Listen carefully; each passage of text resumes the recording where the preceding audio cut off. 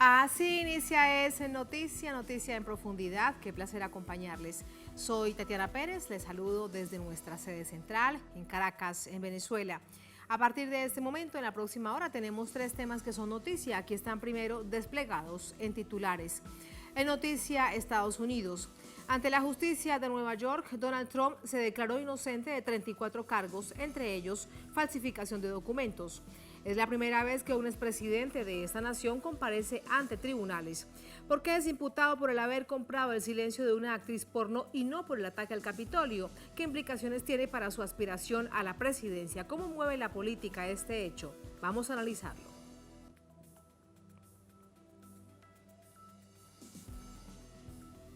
En Noticias Suiza, este martes el Consejo de Derechos Humanos de la ONU, con sede en Ginebra, aprobó una resolución de condena a medidas coercitivas unilaterales, es decir, las ilegales sanciones que impone una nación sobre otra. Es la primera vez que este organismo reconoce el impacto negativo que tienen estas acciones sobre derechos humanos. Lo detallamos y lo analizamos.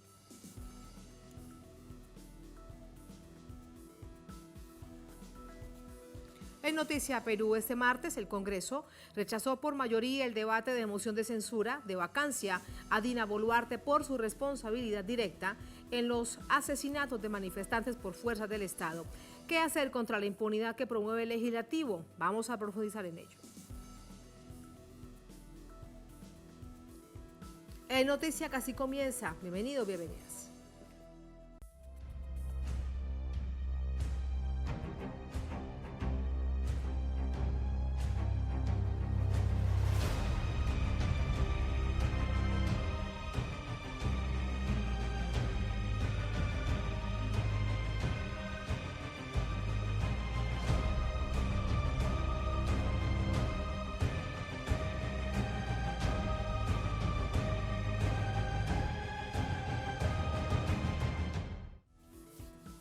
En noticia, Estados Unidos, una corte de Nueva York imputó al expresidente Donald Trump por 34 delitos en el caso de soborno a una actriz porno. El magnate se declaró inocente, se convirtió en el primer presidente activo o retirado en enfrentar cargos penales en la historia del país. Vamos a ver los detalles de esta jornada. Los cargos presentados por el tribunal contra el expresidente son de falsificación de registros comerciales en primer grado, en relación con un pago secreto de $130,000 realizado en 2016 para comprar el silencio de la actriz porno Stormy Daniels sobre una aventura extramatrimonial con el magnate en medio de la campaña presidencial. Antes de ir al tribunal en la ciudad de Manhattan, Trump dijo a través de la plataforma Truth Social: "Parece tan surreal. ¡Wow! Me van a arrestar. No puedo creer que esto esté sucediendo en Estados Unidos". Allí se leyeron los cargos y se declaró inocente de los 34 delitos graves. En la salida del tribunal, se reunieron unos pocos partidarios y otro grupo de detractores del exmandatario. La defensa de Trump señaló que el expresidente está frustrado y molesto, así que no se quedarán de brazos cruzados. La acusación en sí misma es repetitiva. No alegar ningún delito federal, ningún delito estatal que haya sido violado. No alega que dio una declaración falsa. Y es realmente decepcionante, es triste, y lo vamos a combatir. Por su parte, el fiscal del distrito de Manhattan dice que no permitirá que Trump se salga con la suya violando la ley. Según la ley del estado de Nueva York, es un delito grave falsificar registros comerciales con la intención de defraudar y de ocultar otro delito. Es exactamente de lo que se trata este caso. 34 declaraciones falsas hechas para encubrir otros delitos. Estos son delitos graves en el estado de Nueva York. No importa quién sea usted, no podemos y no normalizaremos una conducta delictiva grave. En respuesta, el presidente de la Cámara de Representantes, republicano Kevin McCarthy, acusó al fiscal de interferir en las elecciones de 2024, sobre las que Trump tiene la mirada puesta. Mientras tanto, la Casa Blanca asegura que este caso no es de su interés.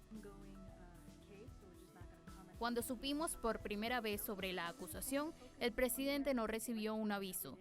Fue informado por su jefe de personal y se enteró de esto al igual que todos ustedes a través de los informes.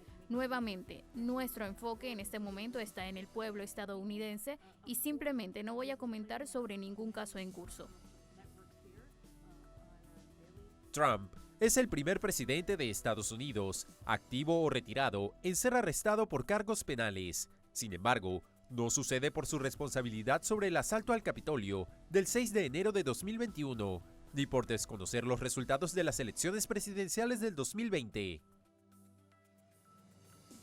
A eso es de inmediato lo que entramos al análisis. Para ello nos acompaña Lisbeth Meléndez, analista internacional en políticas estadounidenses. Nos acompaña desde Washington, D.C. Lisbeth, bienvenida. Muy buenas noches. ¿Cómo estás? Bienvenida, gracias. Bien, estoy bien, gracias. Muchas gracias. ¿Mucho show te parece alrededor de esta imputación de cargos? Es cierto que es el expresidente de Estados Unidos, que es la primera vez que esto sucede, que un ex jefe de Estado de esta nación norteamericana va a tribunales, pero el nivel de exceso de seguridad de medios de comunicación, incluso apostados desde el día anterior en medio del frío que ya está haciendo para tomar la mejor imagen. ¿Qué opinas de todo lo que hemos visto hoy primero alrededor de su comparecencia? Bueno, como expresidente de la nación estadounidense, él tiene derecho a protección del servicio secreto. Por lo tanto, las medidas de seguridad alrededor de su persona van a ser extremas. Se sabe que de cualquiera de los dos lados, ya sea conservadores que están en contra de la persona del expresidente Trump, así como personas izquierdistas o otros, pues puede no que no estén mentalmente estables, o hay un sistema de seguridad que se ha puesto en lugar desde el viernes pasado, cuando se anunció que estos cargos se iban a dar a cabo, que él iba a llegar a la ciudad de Nueva York ayer y que iba a ir a la corte estatal o del distrito de Manhattan en el día de hoy. Espectáculo es relativo, porque la realidad es que los medios de prensa estadounidenses han estado buscando algo que enseñarle al pueblo, porque en realidad fue mucho hacer de nada. Él llegó a la corte, le sacaron un retrato. En cuanto como estaba entrando a la corte, no se permitió la prensa dentro de la sala. Por lo tanto, todo lo que se hizo fue verlo llegar, verlo salir, seguir su, ¿cómo decirte? Pues su fila de carros de su residencia en Manhattan a la corte, de la corte al aeropuerto, y ahora en estos momentos su discurso en una celebración, en una recaudación de fondos que se encuentra dándose a cabo en estos momentos en la ciudad de West Palm, cerca donde está su residencia de Mar-a-Lago. Eso es lo que ha sucedido y hemos visto. De hecho, fue muy poco tiempo oficialmente lo que estuvo realmente detenido. No pasó ni siquiera una hora, pero ahí se aprovecharon los medios de comunicación en distintas líneas editoriales para destacar este hecho. ¿Cuánto había de política en lo sucedido hoy? Yo creo que nada, realmente nada. Esto es un caso de delitos graves. Se rompió la ley de elecciones al tratar de esconder el dinero que él le pagó a Stormy, a Bragg.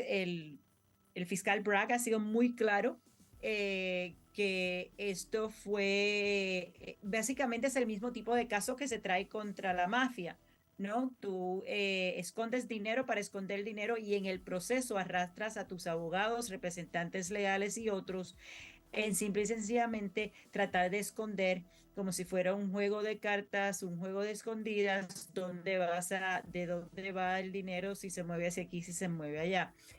Una vez que él decidió pagar ese soborno, lo quería pagar en efectivo para que no hubiera récord alguno, que es el primer delito.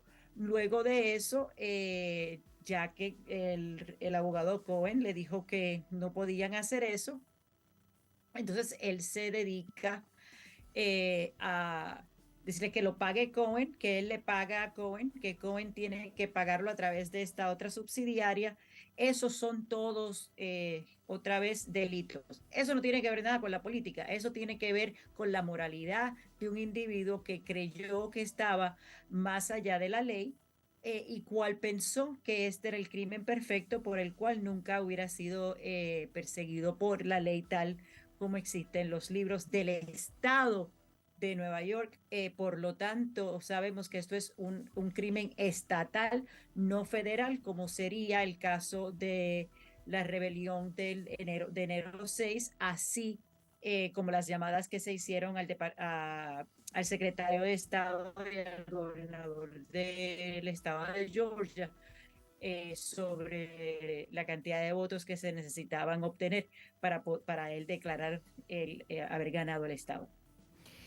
Ese es el punto, es que es extremadamente grave lo que sucedió en el Capitolio y él cómo promovió esa toma, además se queda ante los ojos vistas prácticamente aplaudiendo lo que estaba sucediendo tan grave en ese ataque al Capitolio, pero no es por eso que está imputado, es por otro hecho y en el que además ahora habrán que ver las investigaciones, pero en el que si lo vemos desde una perspectiva incluso histórica, Bill Clinton ya estuvo en una situación similar y lo que cuentan, y esto pues no se puede confirmar porque tendría que suceder muchas cosas para ello, pero cuántos jefes de Estado o ya expresidentes lo han vivido y por esta razón y no por hechos más graves es que está ahora imputado el expresidente Donald Trump. ¿Qué crees? Bueno, definitivamente Bill Clinton y su esposa Hillary, la secretaria de Estado Hillary Clinton, se encontraron en una situación muy similar por el mal uso de fondos no federales, no estatales, personales, a través de unos terrenos que habían sido utilizados para mover cierto dinero, etcétera. No es el mismo tipo de caso, no es el mismo tipo de delito, pero en cuanto a la experiencia de un expresidente pasar por el sistema legal como cualquier otro ciudadano estadounidense, sabemos que hay precedente. De hecho, lo más cercano que tenemos en estos momentos en la historia de los Estados Unidos fue el caso del presidente Nixon en los 1970, cuando él se descubre que ha hecho espionaje a través del caso de Watergate. Él no llega a ser condenado, primero que nada porque renunció antes de que se le echaran cargos y segundo porque inmediatamente que él renunció y proactivamente su sucesor, el presidente Gerald Ford, lo perdonó de manera blanca, lo cual evitó la persecución y los cargos de ley. Pero en realidad este caso y donde se encuentra este caso, la criminalidad no tiene precedencia per se legalmente en la historia de la política estadounidense. Dicen en estas horas, después de ver al expresidente Donald Trump salir de los tribunales en Nueva York, que este prácticamente es el lanzamiento de su campaña para las elecciones, para sumar a la reelección en el año 2024. Dicen que prácticamente está todo hecho y que lo que ha planteado la justicia para llevarlo a tribunales pues es un favor al expresidente Trump. ¿Cómo lo analizas? Vamos a ser claros, este fin de semana él levantó $5 millones, simple y sencillamente pidiendo dinero para su defensa, para evitar el desastre, la corrupción, el desasiego de la democracia estadounidense, tal como se podría decir, ¿no? Y en los últimos 2 días, otros 5 millones. O sea, hay personas dispuestas a donarle, dispuestas a defenderlo, dispuestas a sacrificarse, porque la mayoría de los donantes del presidente Trump no son personas de dinero, son personas, de hecho, de pobreza extrema muchas veces, que creen que el país está siendo arrebatado de sus manos por aquellas personas cuales ellos reciben, por las cuales ellos tienen un disgusto, ¿no? Esos son evidencias de racismo, evidencia de homofobia, evidencia de el patriarcado y la misoginia. Esas son las personas que están donando mayormente. porque son muy pocas las personas con bolsillos profundos que están envueltas en estos momentos, simple y sencillamente porque han cogido la actitud de esperar y ver qué sucede con estos casos, pues no van a invertir su dinero para perderlo. Esas son personas que se dedican a invertir en la bolsa y saben que esto es otra apuesta más. Así que le están haciendo el favor, le están fortaleciendo la base, pero el resto del país, puede que él sea el candidato, porque los republicanos le han dado la candidatura sin ningún problema, pero al final del día yo no creo que eso le asegure la victoria en el 2024. No por razones políticas, pero por razones de corrupción. ¿Y estas investigaciones en algún momento podrían bloquear su aspiración presidencial? Si es sido encontrado culpable, ese tipo de crimen, porque ha sido un delito grave, le evita correr para presidente. Y vamos a ser claros, en los próximos 2 meses van a salir los cargos de Georgia y Georgia como estado y el Departamento de Justicia a nivel federal. Se espera que en los próximos de 2 a 3 meses esos cargos salgan a colación. Lo que entonces, ¿cómo decirte? Pues le echa más pique al problema, porque entonces si lo encuentran culpable, definitivamente persona con convicciones de delitos graves no puede correr para oficina en los Estados Unidos. Sí, y todo este panorama en momentos, entre otras cosas, Lisbeth, seguramente las habrás visto, hay encuestas que le dan un alto nivel de favorabilidad en las primarias para la candidatura republicana, incluso por encima del gobernador de la Florida. El gobernador de la Florida es una marioneta del partido, tratando de ver cuán más allá ellos pueden probar el tipo de política, el tipo de ley que ellos quieren pasar a través del resto de la nación. El problema con DeSantis es que él no tiene el carisma que tiene Trump. Y definitivamente la candidatura del partido republicano le pertenece a Trump para perder. Y de la manera que se encuentran las encuestas, y otra vez el fortalecimiento de su base dada los hechos de hoy en día, le garantizan la candidatura, a menos que no se le prohíba, que sea prohibido que él corra dada su convicción.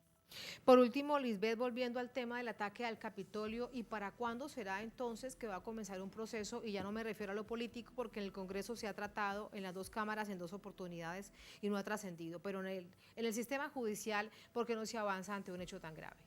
¿Qué crees? Yo creo que el fiscal general Merrick Garland es un hombre muy cauteloso, y él no va a ir a ninguna corte a llevar a una persona con la gravedad que existe bajo este tipo de juicio, sin tener todas sus cartas en la mesa, de haber, como dicen en inglés, cruzado las T's, poniéndole puntos a las I's. Cuando él llegue a ese punto, cuando el Departamento de Justicia llegue a ese punto, van a ganar.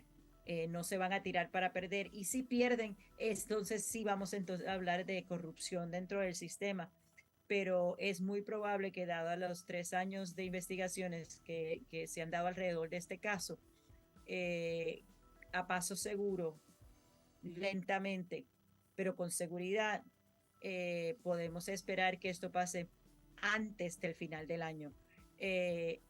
Estoy estimando, porque nosotros no tenemos ninguna idea de cuándo está pasando. Todo el mundo piensa que va a ser, lo debieron haber hecho ayer, no tenemos idea alguna de dónde se encuentra este caso, pero si quieren evitar la percepción de política, lo tienen que hacer antes de noviembre. Antes de noviembre, para que realmente de este año, claro, del año 2023, las elecciones son el próximo año, 2024. Las primeras primarias de los Estados Unidos para la presidencia del 2024 se van a dar en noviembre de este año. Tiene que ser antes de las primarias. Ah, buen punto. Primarias en noviembre, tiene que ser antes, por eso. Gracias, Lisbeth, por tu análisis, como siempre. Muy buenas noches. Buenas noches. Muchas gracias.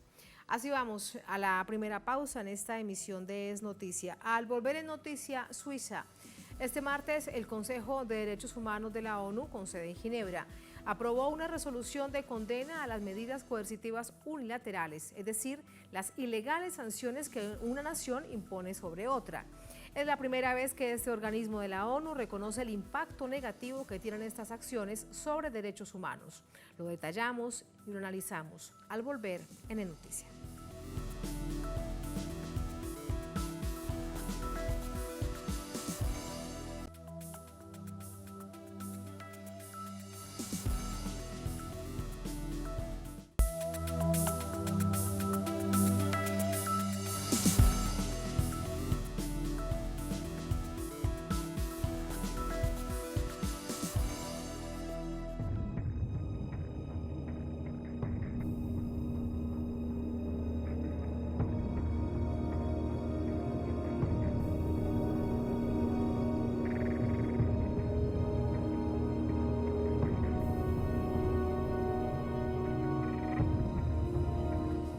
En noticia suiza, la ONU aprueba una resolución que condena las sanciones a países que no se someten al lineamiento de otros estados e impulsa el respeto a la libre determinación de los pueblos. Vamos a verlo. El Consejo de Derechos Humanos de la Organización de las Naciones Unidas aprobó por mayoría amplia una resolución que rechaza las medidas coercitivas y unilaterales que imponen potencias hegemónicas para socavar la soberanía de países menos adelantados y países en desarrollo. El resultado fue de 33 votos a favor, 13 en contra y una abstención, según informó el canciller venezolano Iván Gil. A través de su cuenta en redes sociales, el diplomático venezolano expresó: Consejo de Derechos Humanos de la ONU aprueba por mayoría una resolución que condena la aplicación y ejecución unilateral y continuada de medidas coercitivas como instrumento de presión contra cualquier país. El alto funcionario especificó que la resolución se basa en el daño contra los pueblos que ocasionan las medidas adoptadas por las potencias hegemónicas, en especial a las personas de bajos recursos y de considerable nivel de vulnerabilidad. Asimismo, la providencia insta a los Estados miembros a no adoptar políticas diferentes al derecho internacional y a resolver cualquier conflicto o discrepancia por vía diplomática. En este sentido, cada país tiene plena soberanía acerca de su actividad política, económica y plena determinación sobre su riqueza y recursos naturales. Actualmente, una serie de países son objetos de medidas ilegales y coercitivas, entre los cuales destacan China, Rusia, Irán, Corea del Norte, Siria, Cuba, Nicaragua y Venezuela. Así entramos con el análisis. Para ello nos acompaña Jorge Creines, periodista, analista de política internacional, especialista en temas de Oriente Medio, director del portal Pulso de los Pueblos. Nos acompaña desde Buenos Aires, en Argentina, por ahora vía telefónica. Jorge, bienvenido. Muy buenas noches. ¿Cómo estás? Hola, ¿cómo estás? Muy buenas noches. Un gusto de estar contigo y la audiencia de Telesur. Muchísimas gracias. Es la primera vez que la Organización de Naciones Unidas, a través de su Consejo de Derechos Humanos en Ginebra, emite una resolución de esas características. ¿Qué será lo que está pasando? Bueno, ya es público y notorio que las supuestas o denominadas sanciones con que especialmente Estados Unidos y algunas otras potencias occidentales pretenden sancionar o castigar a países que no siguen su mandato, en verdad son absolutamente ilegales. Son medidas que no pasan por el Consejo de Seguridad de las Naciones Unidas, son absolutamente unilaterales. Ningún Estado tiene derecho, según las normas del derecho internacional, a sancionar, entre comillas, a otro. Esta sería en todo caso una atribución de algún órgano colegiado de las Naciones Unidas. Por eso resulta oportuno que el Consejo de Derechos Humanos haya decidido que efectivamente esto es así, que ningún país tiene derecho a sancionar a otro por una disidencia de análisis político o de sistema político, por lo cual me parece correcto lo que se votó allí en Ginebra. Es algo importante y un argumento muy sólido para todos aquellos países que sufren este tipo de medidas coercitivas unilaterales que perjudican a los pueblos lógicamente además de perjudicar los intereses estratégicos de los gobiernos hacia los cuales va dirigido. Es decir, expresan una política de desestabilización que es absolutamente ilegal en el concierto internacional.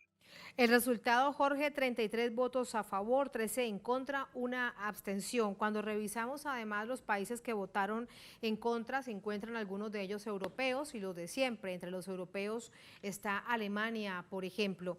Y allí entonces lo que uno se pregunta es cómo se mueven dentro de este concierto internacional las llamadas diplomacias o las alineaciones por parte de los países que asumen esto como una política en adelante, como lo hizo Estados Unidos. Ahora no importa si son republicanos o demócratas, asumen la misma línea de la política llamada bloqueo de estas sanciones ilegales. ¿Cómo se mueve entonces ese entramado?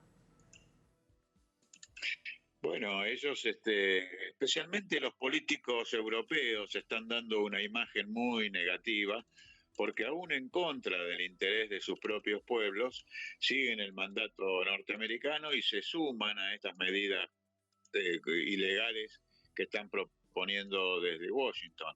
De manera que lo que vemos es que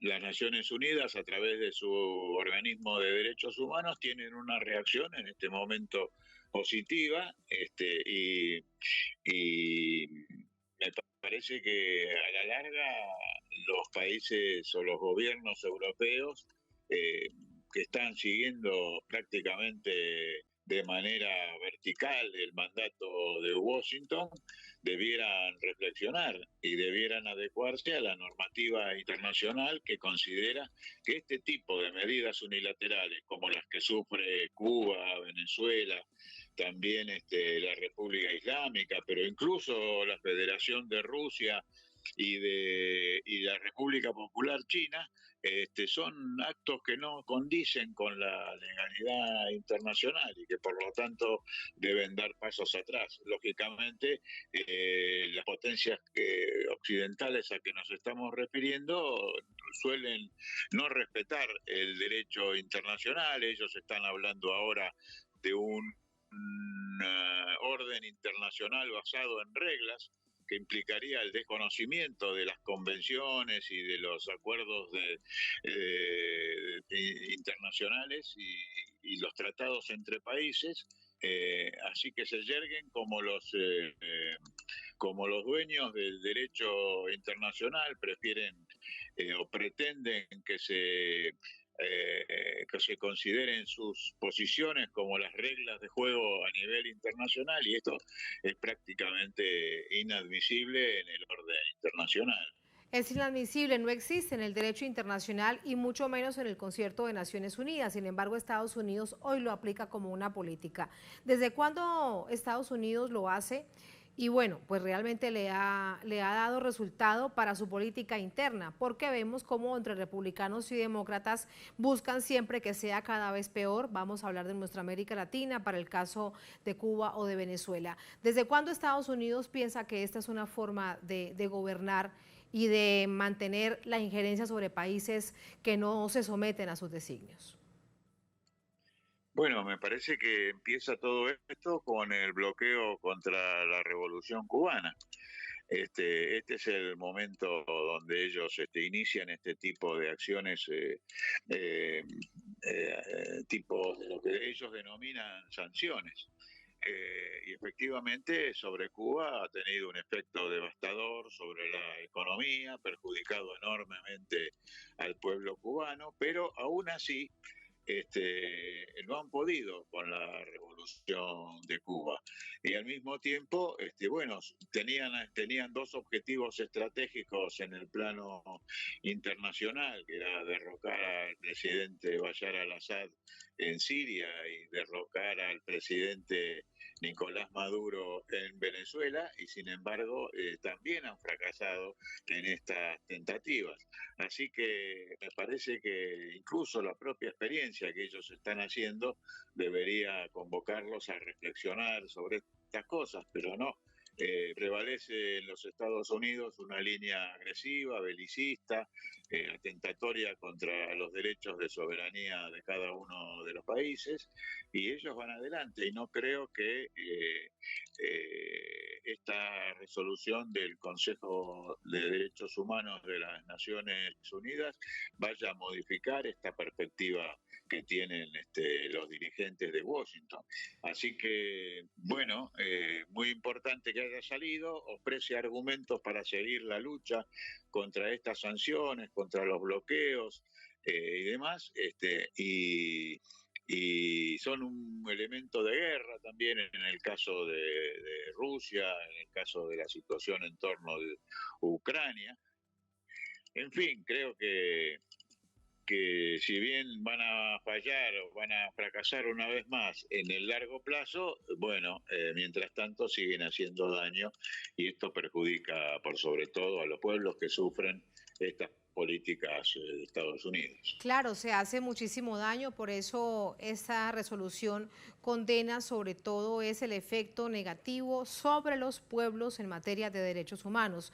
¿Recuerdas los documentos que ha presentado la asesora para este caso contra el bloqueo de Naciones Unidas, Alena Douhan? Para el caso de Venezuela hay más de 40 páginas donde ella relató con el tiempo que estuvo en esta nación suramericana explicando lo que ha significado ese bloqueo criminal para esta nación suramericana, para Venezuela. Uno se pregunta si esto realmente comienza a generar cierto nivel de revisión por parte de gobiernos que antes no comprendían lo que significaba ese bloqueo, y que además en el marco de la matriz instalada que afectaba solamente a un grupo de personas, a un presidente o a un gobierno, y eso es absolutamente falso. Sí, comparto contigo, y me parece que, bueno, es de esperar que algunos de los países que han seguido el mandato norteamericano retroceda y restablezca una relación normal con con todos en lo posible de los países que han sufrido estas políticas que ahora se consideran ilegales de manera formal. Así que, bueno, tengo la expectativa, no de Estados Unidos particularmente, porque creo que ellos van a persistir en sus políticas en contra de la paz y de las normales relaciones entre los países.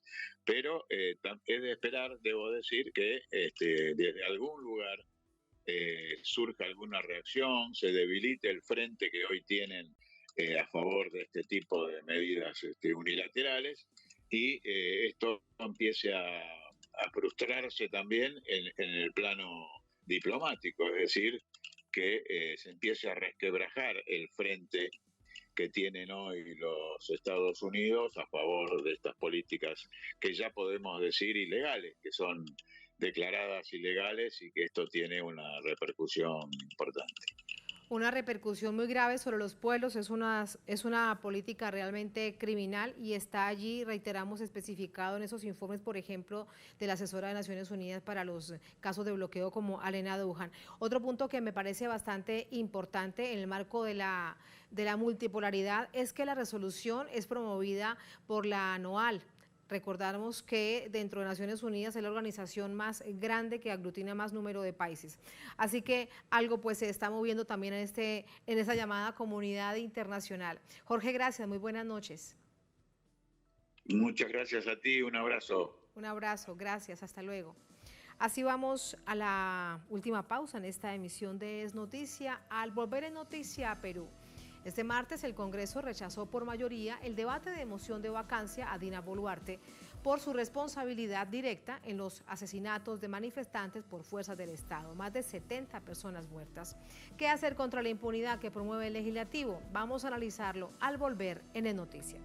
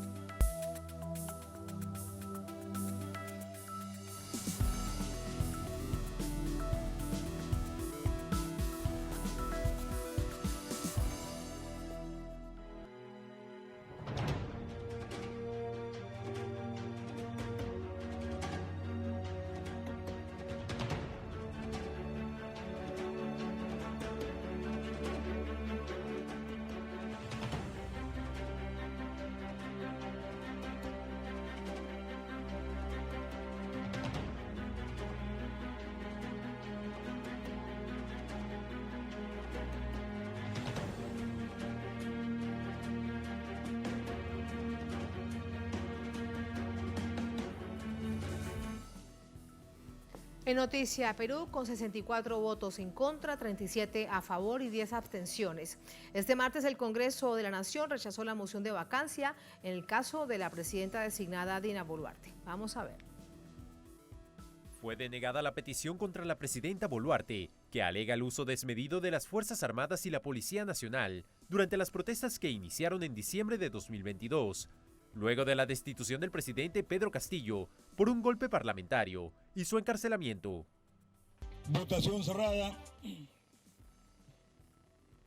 Han votado a favor 37 congresistas, en contra 64, 10 abstenciones. En consecuencia, no ha sido admitida la moción de orden del día del pedido de vacancia para la presidencia de la República y pasa al archivo. El proyecto fue archivado tras descarte, también la reconsideración de la votación. La iniciativa fue impulsada por las bancadas de izquierda, que buscaban la salida de la mandataria, acusándola de incapacidad moral. La presidenta designada mantiene el discurso en el que lamenta lo sucedido en medio de las protestas, pero sigue sin asumir responsabilidad política por las más de 60 muertes que se registraron. El Ministerio Público creó un grupo especial de fiscales para investigar los presuntos delitos y vulneraciones de derechos humanos durante las manifestaciones que exigían elecciones generales, la salida de Boluarte y una constituyente. Nuestros fiscales se desplazarán a cada uno de los lugares donde han ocurrido los hechos, de ser necesario. Los fiscales continuarán con las investigaciones en el estado en el que se encuentran cada uno de ellos. Y lo que les diría a los familiares de las víctimas es que confíen en el Ministerio Público, que confíen en el equipo especial, que desde que aceptamos el cargo sabemos del compromiso y de la gran responsabilidad que tenemos frente a la comunidad nacional e internacional. Tanto la Organización de Naciones Unidas como la Misión Internacional de Solidaridad y Derechos Humanos concluyeron que el Estado peruano es responsable de graves violaciones a los derechos humanos cometidas por las fuerzas de seguridad. Mientras tanto, el pueblo espera que se tome la decisión del adelanto de elecciones y se atienda a la crisis actual.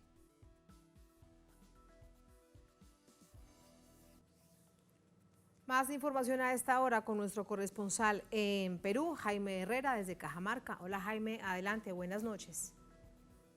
Hola Tatiana, solamente para redondear lo que ocurrió esta tarde en el Congreso de la República, ya lo adelantaron ustedes de manera bastante amplia, pero hay algunas frases que son importantes ponerlas en contexto, y es que, por ejemplo, el congresista Alejandro Cabero de la bancada de derecha de Avanza País decía que gracias a la presidenta Dina Boluarte se ha logrado la estabilidad en el país. Él lo planteaba como una razón para votar en contra de la moción de vacancia contra Boluarte, y esto realmente ha generado el rechazo de distintas organizaciones sociales, de los familiares de las víctimas mortales, porque ellos dicen de qué estabilidad está hablando las bancadas de derecha y el fujimorismo cuando durante el gobierno de Dina Boluarte, que apenas tiene poco menos de 4 meses, lo único que se ha vivido es enfrentamiento, protestas, con un récord de 130 carreteras tomadas en algún momento, o con, por ejemplo, 69 fallecidos, de ellos 50 ejecutados extrajudicialmente según organizaciones de derechos humanos. Entonces, eso es lo que se ha reclamado durante esta tarde después de que se archivó el periodo de vacancia contra Dina Boluarte. Pero también hay una preocupación de aquello que estaban mencionando en la nota anterior, de este grupo especial que va a investigar las muertes durante las protestas. ¿Por qué? Porque crear un grupo especial implica que se contraten fiscales provisionales que no tienen experiencia en el tema, que no han visto los casos, y que aquellos que se encuentran avanzados sencillamente retrocedan. ¿Por qué? Porque van a tener 5 días para hacer una especie de inventario de cuántas personas han fallecido, han resultado heridas o víctimas de violación de derechos humanos, para luego recién recabar la información de las fiscalías que ya tenían los casos, que ya habían investigado, que ya habían tomado declaraciones, visualizado videos o en todo caso, por ejemplo, realizado peritajes. Todo eso van a tener que nuevamente retornar a esta fiscalía especializada y volverlo a tratar, volverlo a investigar. En tanto, también para los familiares es un problema tenerse que trasladar desde sus comunidades como Ayacucho, Cusco, Arequipa, Junín, Apurímac, hasta Lima, para poder darle seguimiento a estos casos o dar testimonios que quisieran ellos dar para por fin alcanzar la tan anhelada justicia, Tatiana. Es decir, que van a comenzar de cero todo este proceso. Realmente no tiene sentido. ¿Qué pasa, por ejemplo, con las investigaciones, con los informes de medicina legal en Juliaca, donde establecían que las 18 personas habían sido asesinadas por balas del Estado, de fuerzas estatales? Así es, pero algo muy importante también, Tatiana, es que estos fiscales no son los fiscales que desarrollan investigaciones de carrera, que son los que estaban investigando, que son fiscales provinciales, fiscales especializados en temas de derechos humanos o fiscales especializados en crimen organizado, sino son fiscales ad hoc, especiales, que son designados por lo general de manera provisional y, discúlpame el término, a dedo, que es justamente la fiscal de la Nación, una persona que últimamente ha tenido bastantes cuestionamientos por su funcionar, que es la que va a elegir a estos fiscales. Y efectivamente van a tener que nuevamente revisar y darle, por lo pronto, la validez a aquellas investigaciones que ya se han hecho dentro de los cuerpos de medicina legal aquí en el Perú. Una preocupación que existe hace rato. Tan solo estuvimos conversando con Raúl Samillán, que es uno de los dirigentes de las familias de las víctimas de las personas asesinadas, y él me decía que está muy preocupado realmente por cómo se está tratando, por cómo en el Congreso se dice que las muertes no significan una causa de vacancia presidencial, que para ellos la vida no importa, y cómo del otro lado en la Fiscalía hay este tipo de cambios que a ellos los deja con la preocupación de que la justicia no llegue para sus seres queridos, Tatiana. Muy grave todo eso, lo llevamos al análisis de inmediato. Jaime, gracias. Buenas noches. Buenas noches. Buenas noches. Vamos al análisis, sobre todo qué pasa dentro del Congreso de Perú, si es que están de espaldas a esta realidad que es tan absolutamente evidente. Para ello nos acompaña Guillermo Bermejo Rojas, congresista de la República, líder del partido político Voces del Pueblo. Congresista, buenas noches, bienvenido. Buenas noches y un fuerte abrazo a toda nuestra América Latina a través de Telesur. Muchas gracias. ¿Qué es lo que está sucediendo dentro del Congreso? ¿Usted cómo lo caracteriza? No es la primera vez que vemos cómo se toman decisiones dentro del Congreso, sin duda, de espaldas a una realidad que enfrenta a toda la nación. Bueno, esta es la misma mayoría congresal que buscó vacar al presidente Pedro Castillo por todos los medios, ¿no? Esta es la misma mayoría del Congreso que ahora es socia de este régimen represivo y genocida de la señora Dina Boluarte. El pedido de vacancia presidencial lo presentamos en el mes de enero y por práctica parlamentaria, por lo general se toma de inmediato este tipo de propuestas para debatirlas por la urgencia que amerita un método como la vacancia presidencial. Sin embargo, hemos tenido que esperar casi 3 meses para que esto entre al debate el día de hoy.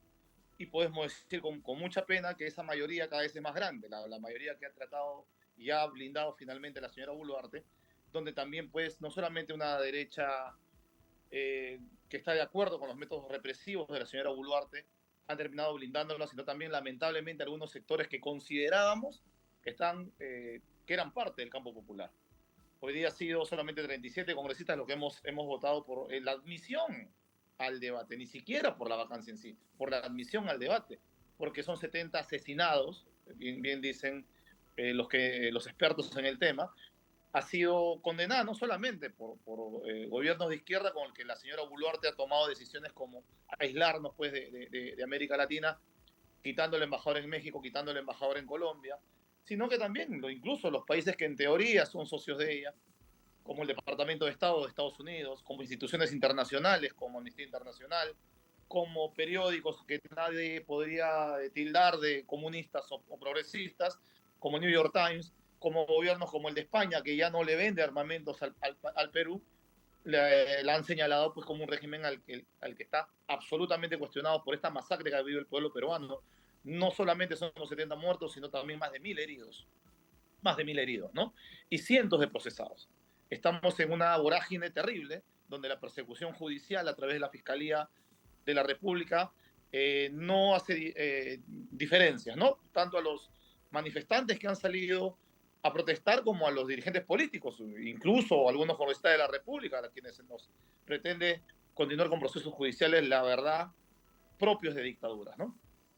Todo esto lo que lo lleva a uno sin duda a pensar es que lo que viene es impunidad para todos estos casos, porque bien nos estaba contando nuestro corresponsal Jaime Herrera que no hay confianza en esos fiscales ad hoc después de que ya se ha avanzado en ciertas investigaciones para establecer las responsabilidades directas e intelectuales que recaen en el propio gobierno de esta presidenta designada Dina Boluarte. ¿Cuál es su reflexión al respecto? Porque lo visto es, congresista, es que dentro del sistema legislativo pues realmente nada va a suceder. Y este año, por ejemplo, por todo lo que estamos observando, no habrá elecciones, así que uno se pregunta, el resto del país en esa crisis institucional, pues ¿cómo va a funcionar?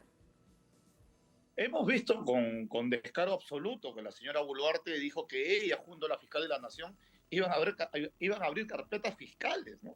Hemos visto en estos meses cómo se ha intervenido en locales de sindicatos, de partidos políticos, tratando de plantar, entre comillas, pruebas contra los dirigentes sociales. Hemos visto este contubernio que hay con poderes que tienen que ver con la justicia en el Perú, que están actuando de la mano de la dictadura de la señora Dina Boluarte. El tema del adelanto de elecciones, inicialmente hubo un pequeño acuerdo hacia el 2024 que fue vapuleado, ¿no es cierto?, con intentonas de adelantarlo un poco más sabiendo que los tiempos y los plazos no se daban, pero además descuartizando lo que pide la gente. La gente pide la renuncia de Dina Boluarte, pide también el adelanto de elecciones, pero incluyendo el referéndum por la Asamblea Constituyente. No es una de ellas, es todo a la vez, que está refrendado además por encuestas que no son del campo popular, que son empresas encuestadoras que semana a semana indican que ese pedido de la población se mantiene. Pero claro, vamos camino a la impunidad, porque obviamente la Fiscalía juega a investigar, ¿no?, pero finalmente no está investigando. 3 meses después de cosas que ha visto el mundo entero, que lo ha visto la comunidad internacional, que ha visto cómo se ha masacrado a la gente que ha salido a manifestarse, aquí el avance es nulo en materia de investigación. Y el relato del gobierno de la señora Boluarte es echarle la culpa de los asesinatos a los asesinados. Así de vergonzoso y así de burlesco hacia las víctimas y sus familiares, hacia un país en su conjunto. Entonces estamos en una situación, ¿no es cierto? Es muy frustrante, congresista, es muy frustrante ver todas estas manifestaciones absolutamente legítimas en las calles que terminen de esta manera. Y lo que estamos observando en los últimos días es que hay una desincentivación de la movilización social, seguramente por todo eso que usted nos está diciendo, por las agresiones, por la represión por parte de fuerzas del Estado, por la persecución judicial, por las amenazas. Pero si no hay un pueblo que se moviliza, usted, por ejemplo, ¿cómo se imagina lo que sucede entonces en el país con un Congreso que, según las propias encuestas, hay un 80% de la población que quiere que se vaya? Efectivamente, ¿no? El desprestigio de la clase política en general, la necesidad de la refundación del país, la obligación que tenemos de devolverle al soberano todo el poder, es efectivamente la necesidad de una asamblea constituyente para el país. Porque la clase política ha colapsado, porque el sistema ya no es creíble, porque las instituciones ya no son confiables, el país está necesitando un reinicio. Y nosotros lo propusimos desde hace mucho tiempo, ¿no? Hace mucho tiempo de todas estas situaciones. Cuando estaba todavía el presidente Castillo, hablábamos de la necesidad, de la obligación, de que no podíamos seguir tratando de contener un estallido social que estaba desde antes que nosotros llegáramos al gobierno y que se mantiene hasta el día de hoy. Los reclamos siguen siendo los mismos. El desprestigio de la clase política y de las instituciones va en aumento. Por eso la necesidad democrática de resolver los problemas a través de una asamblea constituyente, y entendemos por la brutalidad del régimen de la señora Boluarte. Y entendemos también el cansancio de la gente. No podemos exigirle más heroicidad a nuestro pueblo del que ya hemos visto en estos meses. Han sido meses de movilización donde la solidaridad del pueblo se ha visto de una manera maravillosa, pero también estamos viendo que es un régimen que se sostiene por la fuerza, por la brutalidad y por pasarse por encima las leyes. Entonces es evidente que esto en algún momento va a llegar a un punto de quiebre y que a esta dictadura la vamos a derrotar por los métodos democráticos de unas nuevas elecciones, ¿no? Creo que el pueblo peruano tiene que enfocarse en ese camino. A la dictadura de Fujimori y Montesinos la sacamos en elecciones. A esta dictadura, a este régimen represivo, estoy completamente seguro que también las vamos a derrotar con los instrumentos de la paz y de la democracia, y con un pueblo seguramente movilizado, no solamente en las calles, sino sobre todo en la conciencia de lo que se tiene que hacer con la patria. Congresista, sus colegas, ¿qué dicen? ¿No les da vergüenza estar de espaldas al pueblo? Sobre todo, bueno, todo realmente es absolutamente grave, pero ver el nivel de desprestigio de lo que ellos representan para lo que fueron supuestamente votados en las urnas dentro del proceso, dentro del sistema legislativo, y ver que nadie les cree. Hay que diferenciar dos niveles, creo, ¿no? Como decía, la derecha que llegó al Congreso, que no tiene ningún tipo de reparos en mostrar lo que ellos querían en el fondo, ¿no? Ellos negaron el triunfo de Pedro Castillo en las elecciones del 21, ellos formaron comisiones investigadoras que vendían humo nada más, pero que querían mantener a un sector de la población confundido sobre los resultados electorales, y el otro sector del campo popular, que yo lamento, ¿no?, que el día de hoy no haya votado junto, ¿no?, que se hayan dejado seducir, sabe Dios por qué, ¿no?, y negar el debate de la admisión a la vacancia de la señora Boluarte. A Pedro Castillo por cualquier cosa le pretendían hacer una vacancia. Aquí tenemos 70 muertos, tenemos más de 1000 heridos, tenemos cientos de procesados, intervenciones ilegales, y un país que se ha vuelto en un país policíaco, en un país militarizado, en un país de persecución grosera y agresiva. Pero lamentablemente no podemos responder por todo, ¿no? Nosotros, los que estamos tratando de hacer nuestro trabajo desde el Congreso de la República, entendemos en qué situación desventajosa nos situamos, y desde ahí tratamos de dar batalla, ¿no? El Perú efectivamente es un país donde el nivel político, en los extremos si quieres, es muy precario. El entendimiento de que este es un cargo de servicio tampoco se entiende todavía en su real magnitud. Y es por eso que somos islas, ¿no?, de congresistas dentro del Congreso, quienes intentamos hacer lo correcto. Y seguramente los problemas en el país se van a acentuar. Tú sabes, me imagino, ustedes lo saben, los problemas por los desastres naturales que está sufriendo el Perú en estos momentos también desnuda una vez más, como pasó con la pandemia, la necesidad de hacer otra cosa con el país, de darle un rumbo, de darle un futuro, ¿no? Pero eso también va a pasar por renovar la clase política. Y ahí está el gran trabajo de los partidos políticos, sobre todo desde la izquierda, desde el campo popular, que no pueden pensar que la salida es solamente, ¿no?, nuevas elecciones para cambiar a unos por otros, sino que necesitamos un proyecto de país, que necesitamos un proyecto de nación, que el Perú no lo tiene pues en los últimos 30 o 40 años. Hemos dejado todo, ¿no es cierto?, a lanzar los dados, a ver quién gana las elecciones y a ver qué pueden hacer. Pero cuando pasan cosas como la pandemia, o pasan las cosas como los desastres naturales, nos damos cuenta que estamos ausentes de un proyecto nacional, que estamos ausentes de lo que se llama entrar en el primer mundo para darle soluciones a cosas que en otros lugares del planeta ya no son una pregunta. La educación, la salud, la necesidad de industrialización del país, la necesidad de tener un mercado interno que proteja al agricultor, un sistema de vivienda que le dé un lugar digno a la gente para que no estén pasando lo que están pasando ahora. Entonces el tema es mucho más profundo, como le digo a la gente, ¿no? Y creo que esa es una gran tarea que tenemos, al menos nosotros de Voces del Pueblo, lo entendemos así, y nos vamos a tener que seguir preparando para el escenario final de esta dictadura, pero también de entregar al país una propuesta que por fin solucione este caos que vivimos los 200 años de vida republicana. Con todas esas deudas históricas que usted nos recuerda. Congresista, gracias por el análisis. Muy buenas noches. Un fuerte abrazo para usted. Muchas gracias. Hasta luego. A ustedes gracias por habernos acompañado. Ponemos punto final a esta emisión de Noticia. Será hasta mañana. Sigan con nosotros.